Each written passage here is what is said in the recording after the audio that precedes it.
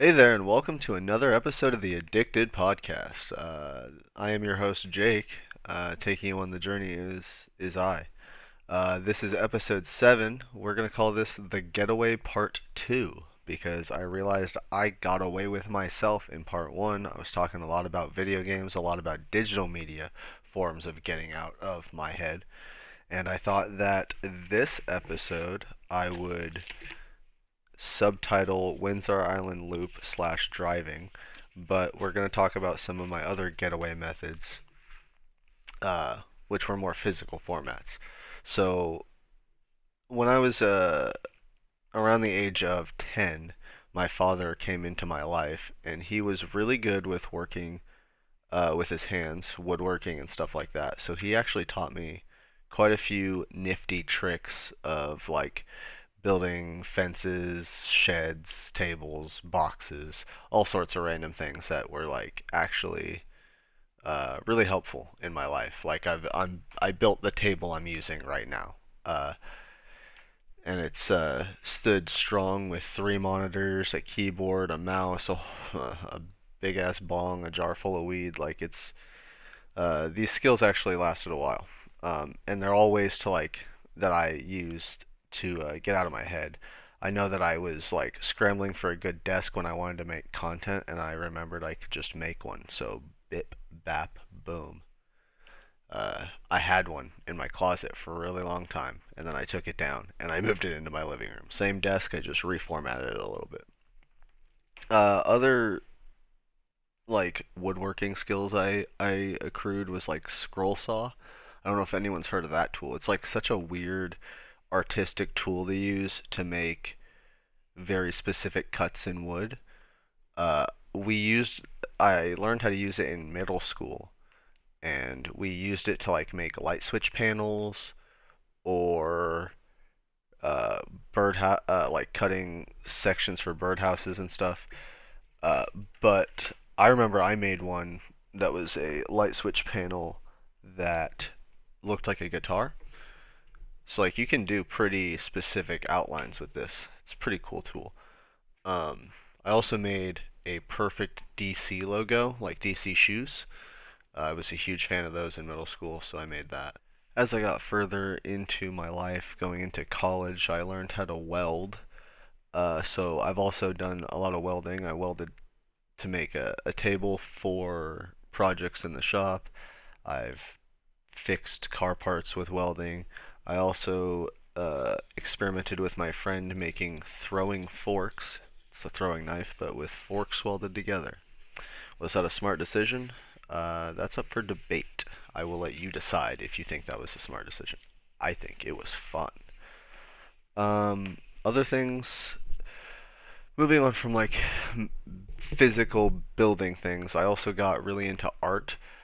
I'm a very creative person emotionally. Deep down I like to get into artwork, specifically kind of more experimental forms.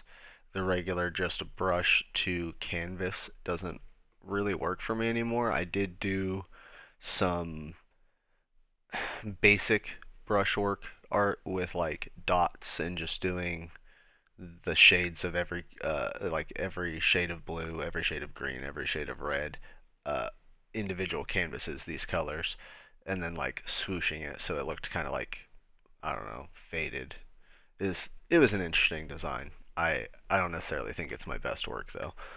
Um, Another like painting thing I like to do was just take a canvas or like 4 canvases on like lined up in a square pattern, and I would pour different colors of paints that I thought would go well together, just like completely empty little 2 ounce containers or whatever all over these canvases. Like hold them together, swoosh them around so they make kind of a sick psychedelic shape or style, or even like I have one that's dark red and purple and blues, so it kind of looks nebula like. And I would take that like thick layered paint swooshiness and I'd put it in the oven at like 150 degrees or something, like the lowest you can put your oven to. And I would just let it bake for a while until it dried. And I actually got some of my best work out of that, I think. I've also done basics spin art, just put some paint on a canvas, spin it up, spin it while you put paint on it. All the mixes, doing air compressor to like flatten it out more, or doing like clear to make it glaze. There's all sorts of different things you can do with spin art. Uh, I I definitely got more into art as I got more emotional growing up. I feel like I was very robotic as a younger kid, where I would just kind of do, move, like I would keep making decisions and not really thinking about them.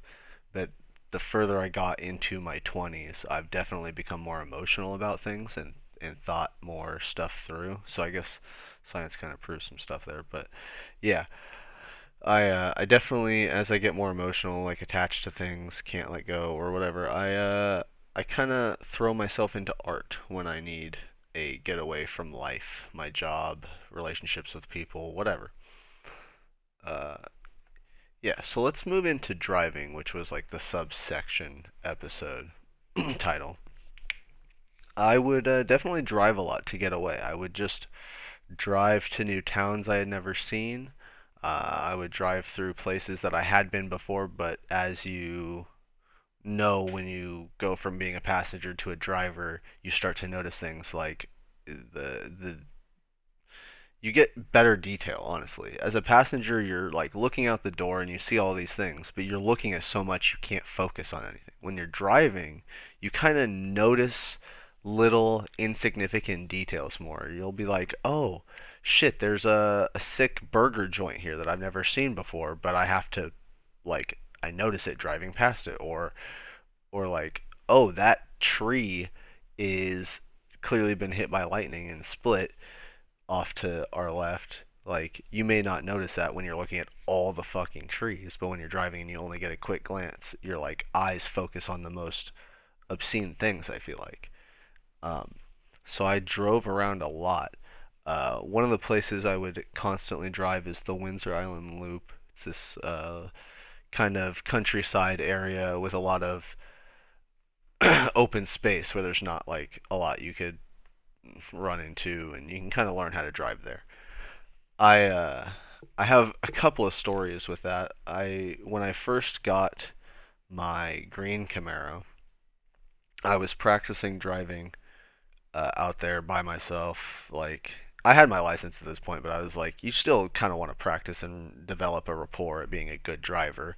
Me being a young male, I may have not been the smartest young driver, but I was, yeah. So I was out there doing bad things, and I'm driving really fast, and I get to this corner that I notice is not super sharp, but not like extremely wide. And I think to myself, this would be a really good corner to practice drifting on. It has like a downward slope, so I can get like a little bit of momentum going down the slope and come out of my drift going up the slope on the other side, right? Um, I remember thinking, okay, I'll slow down and do this at a moderate speed so I don't, really hurt myself or wreck my car. And I want to say I'm going 30 miles an hour maybe. And I just kind of like do my drift around this corner. And as I'm turning out of the drift, I don't. It's like Jesus took the wheel out of my hand and just started spinning the wheel. I don't know if my wheel got caught on something, but it felt like the wheel was taken from my hand.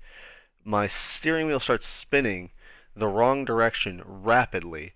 I grab it, and as I'm pulling out of it, I notice I'm hitting the edge of the road, a ditch, and I Dukes of Hazard jump maybe 3 to 5 feet in the air in a '94 Camaro, mind you, not a high car with a lot of ground clearance. I hit this muddy patch of dirt, which I imagine has crops growing here, and I feel terrible for these people. If you're listening to this, I apologize. And I just like slide out into their field for a while, and I just stop there with mud splattered all over my car. I kind of like open my door a little bit to look out, realize I can't really open my door because it's pretty deep. I slam my door, and I'm like, okay, I cannot let my grandma find out about what I have done.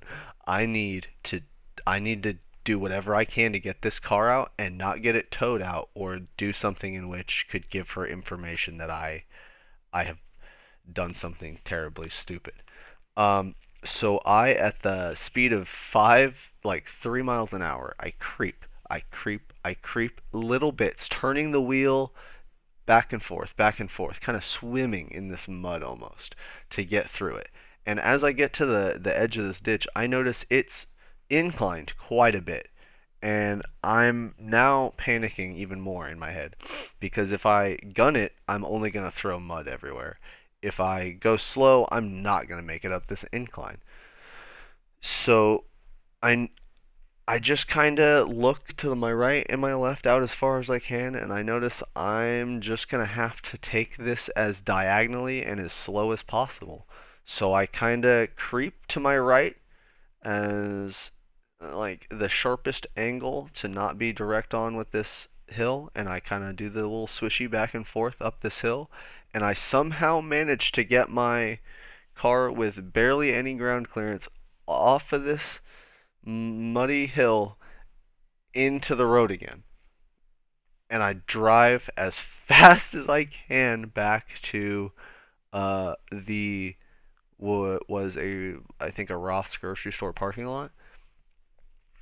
I get out of my car and I just start wiping the mud off the outside of my car, kicking all the chunks of mud out, and I notice there's like a tiny chip of paint missing off the front um not like a spoiler or a splitter, but the front part of my car. And I'm like, ooh, that's not good. It's not a huge spot, but it's a little noticeable. Uh, I get in my car, I go home, I like spray, clean my car off, make it not that noticeable. And for about 3 years, 5 years, I kept that secret from her. She does know now, but she asked a couple of times what happened to the front of your car, and I just told her I had no idea. Someone must have bumped it in the parking lot, or this or that. Don't lie to people. Just tell them the truth. Tell them the full story the first time. Uh, Another story with that Windsor Island loop is when I got my second Camaro, my red one. I ended up having to sell the green one, but that's not part of the story. Or driving. Well, actually, fixing cars is part of the story. I used to fix getting into the garage and fixing a good car. That will get you out of your mind because it'll piss you off and it'll distract you from anything else you were worried about. You were worried about your cat pissing on the floor. You were worried about your girlfriend buying something she told you she wasn't going to buy. You're pissed off about work, whatever. Go fix a car. You will not be thinking about it in 30 minutes. You will be thinking about how pissed off you are that you can't find the socket you need, or the bolt you need to get to is unreachable, or whatever other stupid fucking thing happens, because I promise you that is a way to distract yourself from your problems. Go fix a car. Um, Back to driving.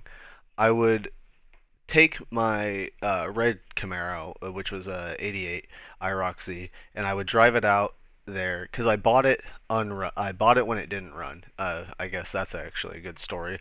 The guy told me he thought it had a head gasket blown. I took it all the way, all the engine all apart down to the heads, down to the block. No fucking head gasket problem. Put new head gaskets on it. You do not reuse head gaskets. Never reuse a head gasket.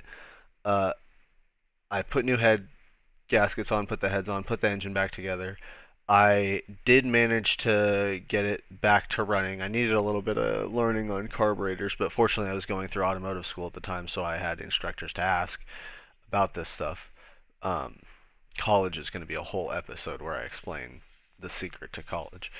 Uh, but I finally got it running, but it was having like certain sound issues and it just didn't feel right. So I would like take it out to the Windsor Island Loop, like I said, big open space, not a whole lot of driving or anything. And I would just drive it out there and see if I could notice anything going wrong with it. And it overheated. Like shut down, dead, overheated. And I thought the electrical just shut off because it didn't really sound like it was having an overheating issue. The gauge didn't work at the time. Uh, and I'm like in the middle of the road, This is a like 4,000 pound car. You can't just like push it out of the road easily. I mean, you can, but it's not wasn't easy at the time for me, anyways. And anyways, it's open space. There's not a whole lot of cars, so I just sit there and I let it cool off. I go home and I put a new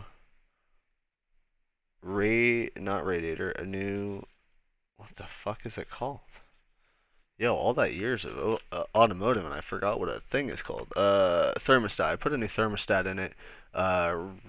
Put some new coolant in it. Did a new water pump as well, I believe.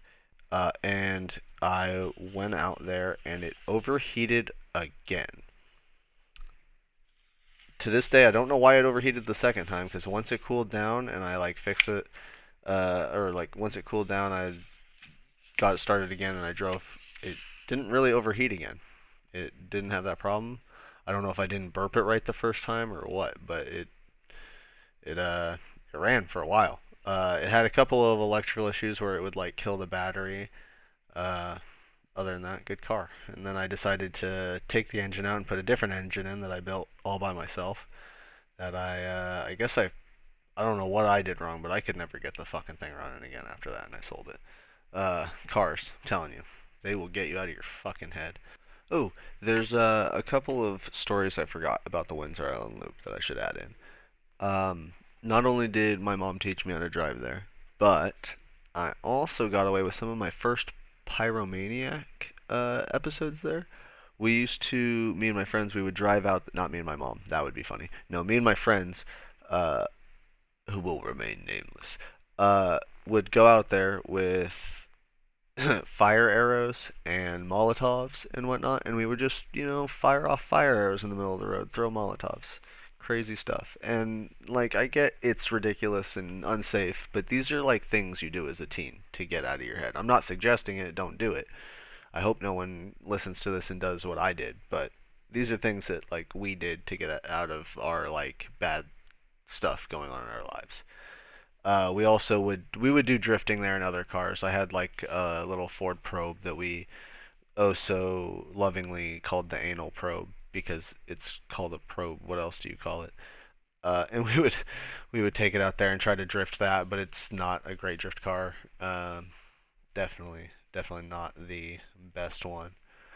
Another like driving out in the Windsor Island Loop story. Uh, I did this by myself. I was just driving out there one day. It was a really beautiful day. The sun was shining in just a particular way that made it look so nice. And I thought, I'll stop and take pictures of my car in this really nice scenic place. And I stop and I get out of the car and I lock my door like I, normally do, just out of pure habit. And I get out and I go to start taking pictures of it, and I get some like really nice, beautiful sunset style photos of this car, and I'm like moving around the front of the car, taking some pictures, going around the back of the car, and I'm thinking, oh, I can get a really good audio of my exhaust running right now, and I can diagnose like the sounds of the exhaust, or just like listen to how cool my freaking car sounds, right? And I'm recording it, and boom, it hits me. My car is running. I locked the door. I don't have fucking keys in my hand, or my pocket, or anywhere else. So I embarrassingly had to call my girlfriend at the time and have her bring me spares. Fortunately, I had spares of my key, and no one came through that area at the time for like the next 45 minutes. But that was really embarrassing for me to have locked my keys in a running car to take pictures in the middle of the road in a scenic area. Definitely not my finest moment, but it was a good time. I had a lot of fun doing stuff like that. Maybe I'll use one of those pictures as a thumbnail for one of these episodes. I need to start putting in individual specified thumbnails for these, not videos, but these podcasts. I think that'd be an interesting thing to add in. That'll also help me get out of some of my stuff going on in my life. Creative stuff, I'm telling you. It'll help you get away from your problems. Just trust your instincts, make something artistic with your intuition. I promise it'll help. Thank you so much for listening to my rambling again for another 20 minutes. I really appreciate your support and help with making my dreams come true of being a content creator. I am still uploading my Halo videos. A couple have been late, but I'm trying really hard to get them out on time. This podcast has so far come out on time, and I hope to continue doing that. Thank you so much again for listening, and I hope you'll come back next week to listen to another episode of the ADickDid podcast. Peace.